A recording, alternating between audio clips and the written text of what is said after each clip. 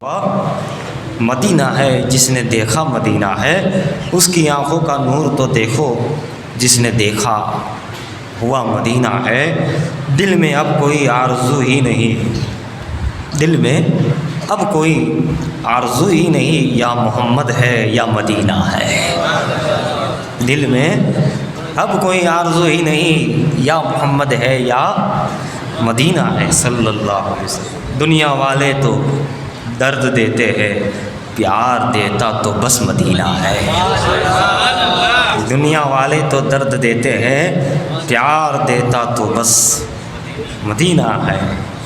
دل فدا ہے مدینے والے پر، سبحان اللہ، دل فدا ہے مدینے والے پر، دل منور میرا مدینہ ہے۔ شاعر لکھنے والے بھی منور صاحب ہے، اور یہ شعر بھی اس طرح سیٹ ہے کہ دل منور میرا مدینہ ہے۔ جس کو ان کا در مل گیا، پھر در در پہ جانے سے کیا فائدہ، اے منور جسے ان کا در مل گیا، راہ میں جب راہ سفر مل گیا، اس نے یوسف کو زلیخا کا اشارہ مل گیا، موسیٰ کا لطف نظارہ مل گیا، الغرض ہر بے سہاروں کو سہارا مل گیا، اور ہم گنہگاروں کو محمد کا سہارا مل گیا، ہم غریبوں کو محمد کا سہارا مل گیا صلی اللہ تعالیٰ علیہ وآلہ وسلم، صلی اللہ تعالیٰ علیہ وآلہ وسلم۔ تو بآواز بلند درود پاک پڑھیے گا، اللہم صلی علی محمد وعلی آل سیدنا محمد وبارک وسلم، صلاۃ و سلام علیک یا رسول اللہ صلی اللہ تعالیٰ علیہ وسلم۔ گزشتہ جمعہ کی تقریر غالباً ذہن میں ہوگی، جس میں قبولیت کی علامت اور دیگر بہت ہی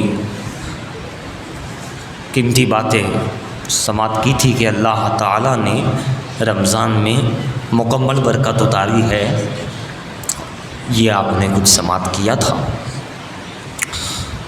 دیکھتے ہی دیکھتے ایام نکل رہے ہیں، آج 8واں چاند ہے۔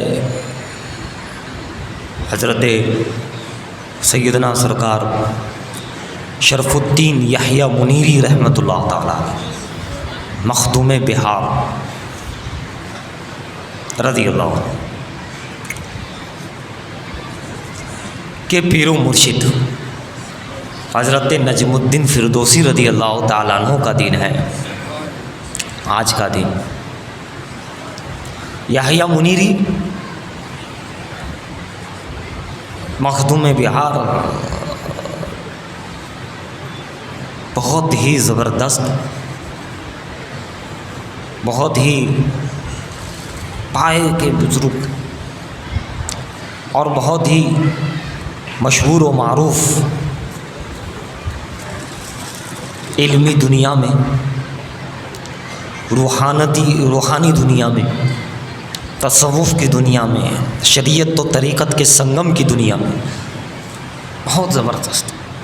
مسجد غریب نواز کا تعاون آپ حضرات زیادہ کریں تو اتنے زبردست حضرت شیخ یحییٰ منیری علیہ رحمہ کہ آپ نے جب کچھ لکھتے تھے، جیسے آپ کے مکتوبات بھی ہیں اور کتابیں تفسیر وغیرہ بھی ہیں، تو آپ اس کو جو ہے جب آپ نے تفسیر لکھی تو اس کو خادم کے ذریعے، مریدوں کے ذریعے تالاب کے پاس یا ندی کے پاس جہاں پانی بہہ رہا ہو اس مقام پر بھیجتے اور کہتے کہ یہ جو میں نے لکھا ہے اس کو تم دریا میں ڈال دو، اور وہ کتاب تھوڑی دیر کے بعد پھر دریا سے وہ تفصیل جو لکھی ہوتی واپس آتی اور وہ اسے لے کر کے آتے ہیں۔ کیا راز تھا؟ یہ راز یہ تھا کہ آپ جو لکھتے تھے اس کی سند اور سکہ کرنے کے لیے، اس پر سکہ لگانے کے لیے حضرت خضر علیہ السلام کے پاس بھیجتے تھے، دریا میں ڈال دیتے تھے، خضر علیہ السلام کر دیتے تھے وہ تفسیرات۔ یہ ایک بات بتائیے گا کتنی زبردست ہستی، کیسی علم و معرفت کے شہنشاہ، بہت بڑی ہستی، ان کے پیر و مرشد حضرت نجم الدین فردوسی رضی اللہ تعالیٰ، جن کا دلی میں مزار ہے، مہرولی کے اندر، ہے نا. تو جس کا حصہ جہاں لکھا ہوتا ہے وہیں پہنچتا ہے یا وہیں پہنچا دیا جاتا ہے. آپ پہلے حضرت سلطان المشائخ محبوب الہی نظام الدین اولیاء رضی اللہ تعالیٰ عنہ کے پاس گئے، شرف الدین یحییٰ منیر رحمۃ اللہ علیہ. روایت میں کچھ اس طرح بھی ہے، بتایا جاتا ہے کہ آپ وہاں گئے تو حضرت محبوب الہی نے جب دیکھا تو فرمایا کہ تمہارا حصہ تو فردوسی کے پاس ہے، سلسلہ فردوسیہ کے نجم الدین اور ان کے پیر امام الدین کے پاس ہے. کہا کہ ان کے پاس جاؤ. محبوب الہی کا اشارہ ہوا. یہ اللہ والے جو ہے، محبوبین جو ہے، یہ اپنے مقام و منزل پہ ہر شخص کو پہنچا دیتے ہیں جس کا جہاں حصہ ہوتا ہے. یہ دنیا والوں کی طرح گول گول گھما نہیں کرتے. سچا عالم، سچا پیر، سچا امام تمہیں صحیح راستہ بتائے گا، تمہیں گول گول نہیں گھمائے گا، تمہیں دو باتیں ادھر کی دو باتیں اپنی ملا کر نہیں بتائے گا. وہ دیکھے گا اس کا دلچسپی کہاں ہے، فقہ میں ہے، حدیث میں ہے، تصوف میں، عملیات میں ہے، علم میں ہے، خدمت میں ہے، کس میں اس کا ذوق ہے، اسی سرکار سے اس کو وابستہ کرا دیا جاتا ہے. اور پھر وہ تو اللہ والے ہیں، دیکھ لیتے ہیں اس کا حصہ کہاں ہے نا. مگر آج کل تو دیکھا جاتا ہے مریدوں کا کہیں جگہ حصہ ہوتا ہے نا، کہیں جگہ حصہ ہوتا ہے. یہ بھی پیر ہے، وہ بھی پیر ہے، یہ بھی پیر ہے، یہ بھی پیر ہے، یہ بھی پیر ہے. ایک بندے کے 5 پیر ہیں. بہرحال مجھے اس پر طرف نہیں جانا ہے، ہم تو آگے بڑھتے ہیں. تو عزیزان محترم، دیکھیے اللہ تعالیٰ نے یہ پیر کا جو مقام رکھا ہے نا، جو گرو کہہ دیجئے، استاد ہے نا، شیخ، یہ جو نفس کو کنٹرول میں کرتا ہے، اور وہ تو کرتا ہے لیکن مرید کو چاہیے کہ وہ اپنے آپ کے ان کے حوالے کرے. کیوں؟ اللہ نے فرمایا کہ ہم نے انسان جنات کو عبادت کے واسطے پیدا کیا، صرف عبادت کے واسطے، صرف عبادت کے واسطے. پابندی لگا دی کہ ہمیں عبادت کے واسطے پیدا کیا گیا. اے اللہ، یہ جانور ہے، یہ چرند ہے، یہ پرند ہے، یہ مخلوقات ہے، یہ انسانوں میں بھی پاگل بھی ہے، بچے بھی ہے، اور یہ ہم کو تو پابند کر رہا ہے. ہمارے پاس عقل ہے، شعور ہے، عقل سلیم ہے، لیاقت ہے، عقل کی درستگی ہے. ہمیں پابند نہ کیا جائے، ہمیں آزاد رکھا جائے. ہمیں اپنی سمجھ ہے، آزاد رکھا جائے، لیکن پابند کر دیا گیا نہیں. اسی لیے تو تمہیں پابند کیا جا رہا ہے کہ تمہارے پاس عقل ہے، عقل ہے. دیکھیے اگر کسی بورڈ پر لکھا ہو کہ یہاں گندگی کرنا منع ہے، پیشاب کرنا منع ہے، گندگی کرنا منع ہے، اب اگر وہیں گدھا آ کر کے گندگی کر دے اور گدھا نکل جائے گا، بلی آ کے کر دے نکل جائے گا، کتا آ کے کر دے نکل جائے گا، مگر اگر انسان کرے تو فائن ہوگا، پکڑ ہوگی، ہے نا، اس پر پابندی ہوگی. کہیں کہیں فائن ہے دہلی وغیرہ کے اندر، کہیں پر پابندی. کیوں؟ انسان ہے، عقل ہے. آپ کہیں گے گدھا تو کر کے گیا، بلی کر کے گیا، کہاں وہ جانور ہے، تم میں عقل ہے، اسی لیے لکھا ہے کہ یہاں گندگی نہ کرے. تم میں تو عقل ہے، عقل والوں کے لیے پابندی ہے، جانوروں کے لیے نہیں.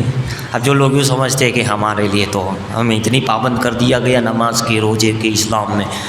ابھی تو بڑے لوگ جو عقل مند ہوتے، بڑے ہوتے، انہی پہ پابندی ہوتی ہے. جو جتنا زیادہ عقل مند، زیادہ علم والا، اس پہ پابندی زیادہ، اس پہ حکم زیادہ. ایک عام انسان پہ پابندی کچھ اور ہے، مگر مسلمان پر چونکہ اب وہ عقل والا، علم والا ہے، تو اس پر اور زیادہ پابندی ہے، اور زیادہ قانون ہے. اسی طرح اگر وہ عالم ہے تو اس پر اور زیادہ، اگر وہ ولی ہے، پیر ہے، تو اس پر اور زیادہ، اگر وہ نبی ہے ذمہ داری بڑی اور پابندی زیادہ، اگر اور زیادہ اولو العزم پیغمبر ہے. یعنی جتنا مقام عقل علم بڑھتا جائے گا، ذمہ داری بڑھتی جائے گی، اتنی قید پابندیاں بڑھتی جائے گی. ساری کائنات میں اللہ نے ہمیں فرمایا وما خلقت الجن والانس الا لیعبدون. اے انسانوں اور اے جناتوں، اے انسانوں اور اے جناتوں، ہم نے تم کو اپنی عبادت کے لیے پیدا کیا ہے۔ کتنی بڑی بات ہے، یعنی ہمارا مقام کتنا بلند ہے، ہماری عقل، ہمارا علم، ہمارا مقام کتنا بلند ہے خدا کی بارگاہ میں کہ اللہ نے فرشتوں کا یہاں ذکر نہیں کیا جبکہ وہ ہر وقت عبادت کرتے ہیں۔ اللہ نے آسمانوں کا یہاں ذکر نہیں کیا، کائنات کے کسی مخلوق کا نہیں، مگر ہمارا اور جناتوں کا ذکر کیا گیا۔ مطلب کائنات میں ہم بہت ہی عظیم ہیں، عظمت والے ہیں، افضل ہے، اعلیٰ ہے نا۔ وَلَقَدْ كَرَّمْنَا بَنِي آدَمَ کا تاج ہے، اشرف ہے، اشرف المخلوقات ہے، اس لیے پابند کر دیا گیا کہ تم پابند ہو۔ اب ہمیں عقل دی گئی، ہمیں پابند کیا گیا، ہم پر قانون اسلام ہے، نماز روزے حج زکوٰۃ سارا قانون ہے، لیکن اسی کے ساتھ اللہ نے ہمارے اندر ایک جانور بھی دیا ہے، گدھا بھی ہے ہمارے پاس اندر، کتا ہے، جانور کا نام ہے نفس، خواہش نفس۔ یہ جانور ہے، وہ کبھی ادھر چلا جاتا ہے، کبھی ادھر چلا جاتا ہے، کبھی ادھر گندگی کر دیتا ہے، جانور ہے، بے عقل ہے، کچھ بھی کر دیتا ہے۔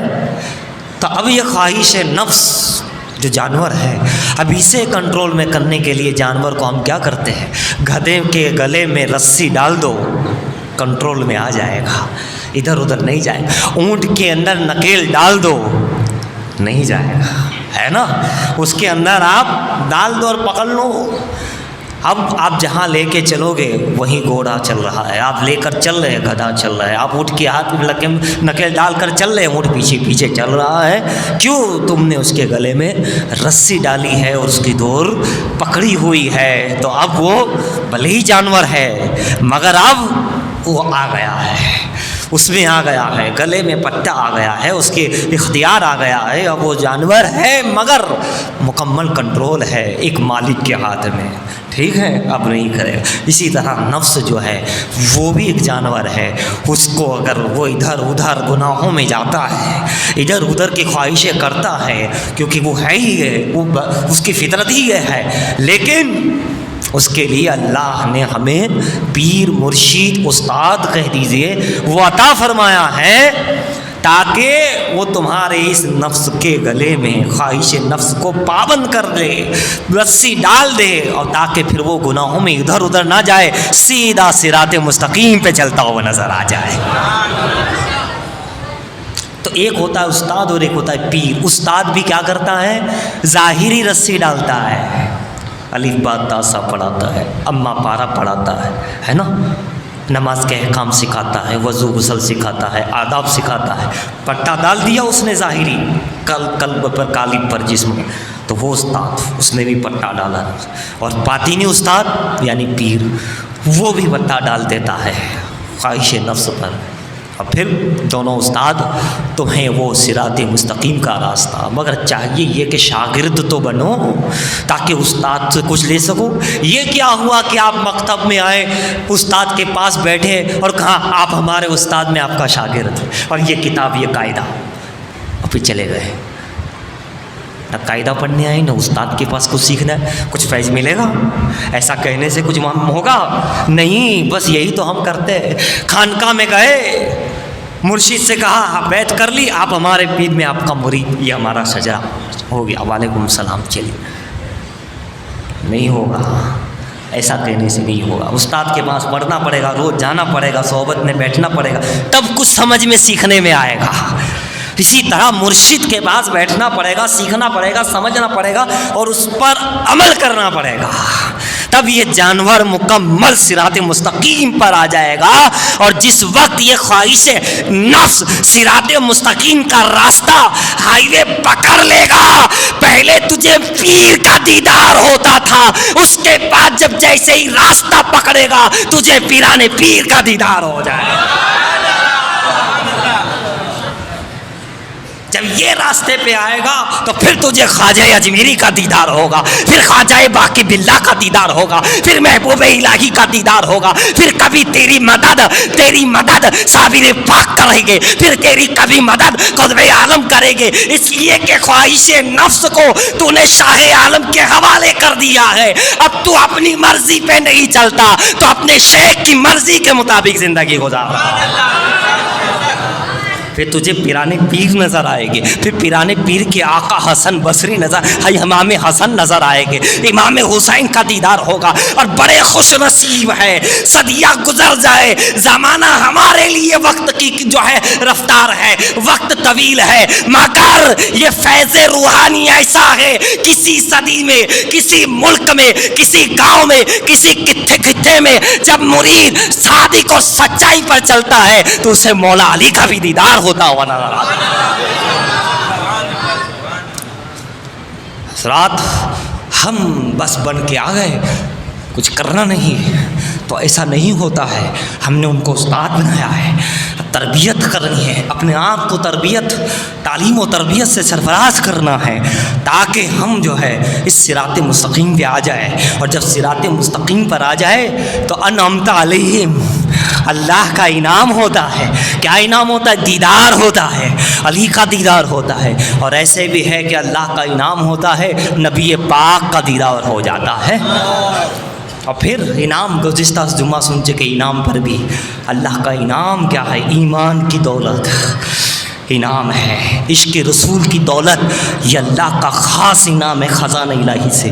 اتقوا اللہ، تقوی خوف الہی اللہ کا انعام ہے، اور اللہ والوں کی صحبت، نیک لوگوں کی سنگت اللہ ہر کسی کو نہیں دیتا، یہ بھی اللہ کا خاص انعام ہے۔ وَقُولُوا مَعَ الصَّادِقِينَ، سچوں کے ساتھ ہو جاؤ، حکم تو ہے، مگر ہر کو بندہ کو سچا نہیں ملتا، یا سچا مل جاتا ہے تو اس کی صحبت نہیں پا سکتا۔ اللہ کا یہ انعام ہے، کسی بندے کو اٹھا کر وہ اپنے محبوب کے دربار تک پہنچا دے، اپنے بندے تک اس کی صحبت اختیار کر دے، اس کی محبت اس کے دل میں ڈال دے، یہ اللہ کا انعام ہے۔ صراط الذین انعمت علیہم۔ تو حضرات گرامی، میں عرض یہ کر رہا تھا کہ یہ نماز و روزہ، یہ عبادت، یہ شریعت کے قانون، اسے ہارڈ نہ سمجھے، یہ ہم بڑے اونچے درجے پہ ہم مومن ہیں، امت رسول ہے، بڑے جو ہوتے ہیں انہیں پہ یہ ساری چیزیں، قانون اسلام ہوتا ہے، قانون ہوتا ہے، وہی پابند کیا جاتا ہے۔ جو اپنا ہوتا ہے اسی پہ ڈنڈا اٹھائے،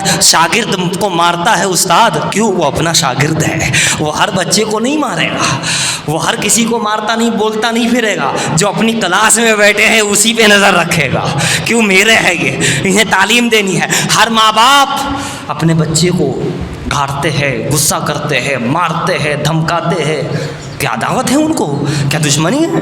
کیا تمہیں مار ڈالنا چاہتے؟ جی نہیں، جی نہیں، وہ ماں باپ ہے، تم بچے ہو ان کے، وہ ہر کسی کو نہیں کرتے، جو اپنا ہوتا ہے اسی پہ پابندی لگائی جاتی ہے۔ رات کو جلدی آ جانا، ایسا مت کرنا، بیٹی کو تربیت دی جاتی ہے، تو یاد رکھو اگر ہمارے لیے اسلام کے قانون ہے، ہمارے لیے شریعت و طریقت کے قانون اللہ نے دے دیے ہیں، تو یہ ہماری خوش نصیبی ہے۔ کہیں ہم مرید کہلا رہے ہیں، کہیں شاگرد کہلا رہے ہیں، کہیں امتی ہے تو کہیں خدا کے بندے کہلا رہے ہیں۔ ہماری قسمت اور نسبت تو دیکھو کتنی بڑی بات ہے۔ حضرات گرامی، آپ اندازہ لگاتے چلے جائیں ہمارے گھروں کا ماحول کیا ہے۔ ایک تو اپنے خود کا ماحول نہیں، اور پھر ہمارے گھروں کا ماحول یہ ہے جناب کہ پرانے زمانے میں تو ہوتا تھا، لیکن ابھی کافی دنوں سے کئی جگہ پہ جو ہے، کئی مہینوں سے، کئی ٹائم سے اب دیکھنے نہیں مل رہا ہے۔ کیا ہے؟ گھر میں جائے ٹی وی رکھا ہوا ہے، ٹی وی کی جگہ ہے، تجوری ہے، تجوری کی جگہ ہے، کباٹ ہے، کباٹ کی جگہ ہے، فلاں چیز ہے تو فلاں چیز کی جگہ ہے نا، جو ہے وہ ٹی وی چالو کرنے کا ریموٹ ہے تو اس کی جگہ ہے، موبائل رکھنے کی جگہ ہے، چارجنگ رکھنے کی جگہ ہے، اس کی جگہ بنائی، اس کی جگہ بنائی، اس کی جگہ بنائی۔ گھر میں مسجد کی جگہ بنائی ہے نہیں، ایک جگہ مسجد کے لیے، مطلب عبادت کے لیے، عبادت کا، عبادت کے لیے، کہ اس طرف ہم جو ہے نماز پڑھیں گے، میں ہوں، گھر والے ہیں، نوافل پڑھیں گے، تلاوت کریں گے، جب بھی پڑھنا ہوگا فوراً کھڑے ہو جائیں گے، یہ عبادت کی جگہ۔ اپنے گھروں میں ایک جگہ مسجد کی کر لو، مسجد کا مطلب عبادت کی کر لو، عبادت گاہ۔ کچھ اسپیشل اسے بنانے کی ضرورت نہیں ہے، بنانے کی کوئی ضرورت نہیں، آپ کی جگہ ہے، آپ نے اس کو طے کر لیا کہ یہ جگہ پہ ہمیں عبادت ہی کریں گے، نوافل ہے، تلاوت اس کچھ ہے، وہ یہاں زیادہ سے زیادہ یہی ادا کرنا۔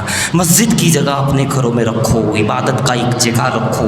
ہے اللہ ماشاء اللہ کچھ حضرات کے وہاں آج بھی ہوتا ہے کہ بھئی یہ تو یہاں تو نماز پڑھتے ہیں ہم، یہاں تلاوت کرتے ہیں، یہاں تو ایسی جگہ ہے ماشاءاللہ، ایسا ہونا ہی چاہیے، ہر گھر میں ہونا چاہیے، ہر گھر میں ہونا چاہیے، اگر مناسب ہو تو ہونا چاہیے۔ اچھا اس کی برکت کیا ہوگی؟ اس جگہ کی برکتیں بھی تمہیں گھر میں ملے گی۔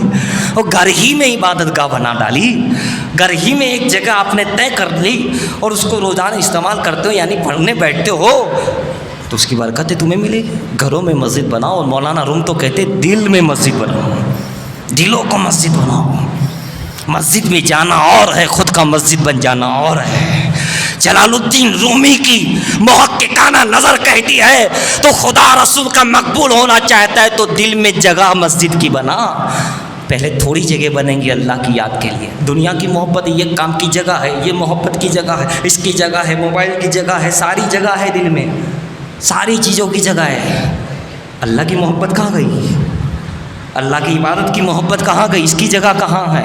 رسول کی محبت کی جگہ کہاں ہے؟ قرآن کی تلاوت کی محبت کی جگہ کہاں ہے؟ نہیں، پہلے کہا اتنی جگہ بنا، اور کوشش یہ کر کے پورا دل ہی اللہ کی محبت کی جگہ بن جائے، پورا دل ہی عبادت کی محبت کی جگہ بن جائے، وہ خود ہی مسجد بن جائے، تو پھر کیا ہوگا؟ وہ پھر مولانا روم ہے۔ ہوگا کیا؟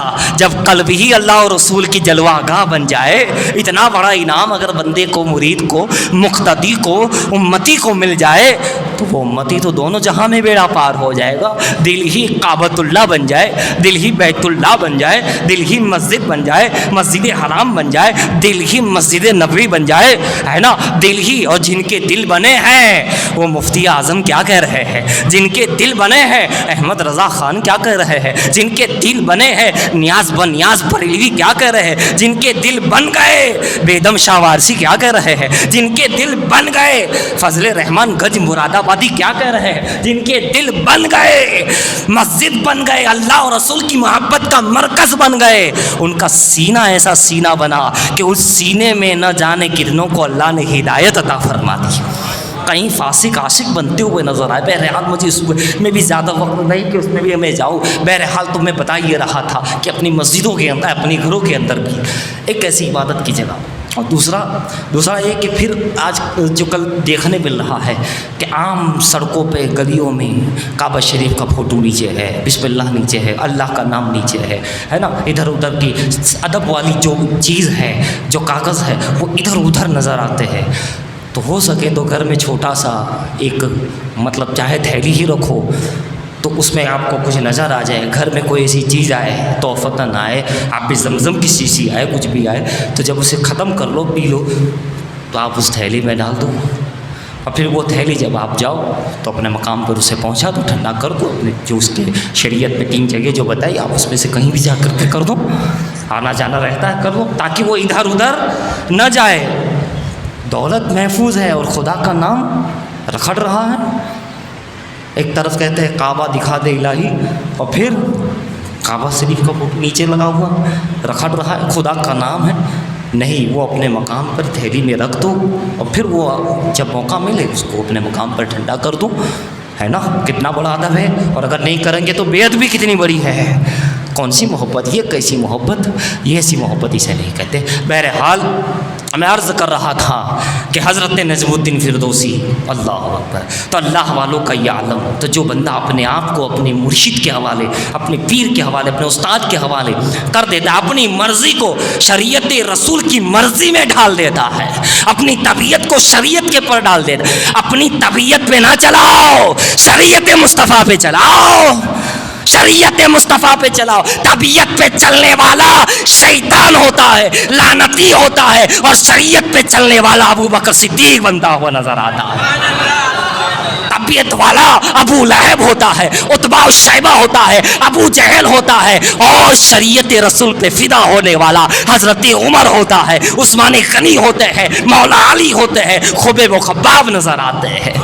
تو حضرات، طبیعت پہ چلنا اور ہے، اور رسول اللہ کی شریعت کے قانون میں آ جانا یہ اور ہے، اور جو ان کی غلامی میں آ جاتا ہے تو فرماتے ہیں کہ محمد سے وفا تو نے کی، محمد کی غلامی تو نے تو ہم دے رہے ہیں، یہ جہاں چیز کیا ہے، لوح و قلم دے رہے ہیں۔ بہرحال اللہ تعالیٰ سے ہم دعا کرتے ہیں رب تبارک و تعالیٰ ہم تمام کو ادب کرنے کی توفیق عطا فرمائے، جو کچھ سنا اس سے بھی کئی زیادہ عمل کرنے کی توفیق عطا فرمائے۔ کہنے سننے سمجھنے میں ماہ رمضان میں روزوں میں نمازوں میں کسی طرح بھی لغزش خطا گناہ ہو چکے ہو، مولا تعالیٰ سے دعا ہے کہ اللہ رب العزت ہمیں معاف فرما دے، آپس میں محبت عطا فرمائے۔